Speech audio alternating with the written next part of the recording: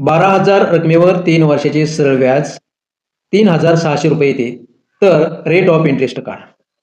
मूळ जी मुद्दल आहे ही आहे 12,000, म्हणजे पी इज इक्वल टू आहे 12,000. एकदा मांडून घेतोय एवढ्या वेळेस. किती वर्षासाठी दिलेले ते इयर किंवा त्याला टी म्हणून आपण, हे 3 वर्षासाठी.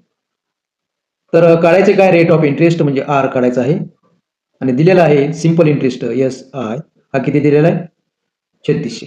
ओके, तर पहा आता आपण पुन्हा फॉर्म्युला हा मांडून घेऊ. पी हे 12,000, रेट ऑफ इंटरेस्ट आर किती वर्षासाठी 3 वर्षासाठी, डिवायडेड बाय 100 आणि सिंपल इंटरेस्ट किती आलेला सांगितले 3,600. हे 2 शून्य कट होतील, इथले 2 शून्य कट होतील, वर राहील 120, इकडे 3 आणि हा आर.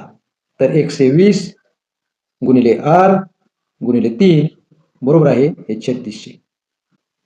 तर आणखी आपल्याला करता येईल 120 आणि 3चा गुणाकार करता येईल, 3 शून्य शून्य आणि 12 त्रिक 36, 360 आर इज इक्वल टू हे 3600.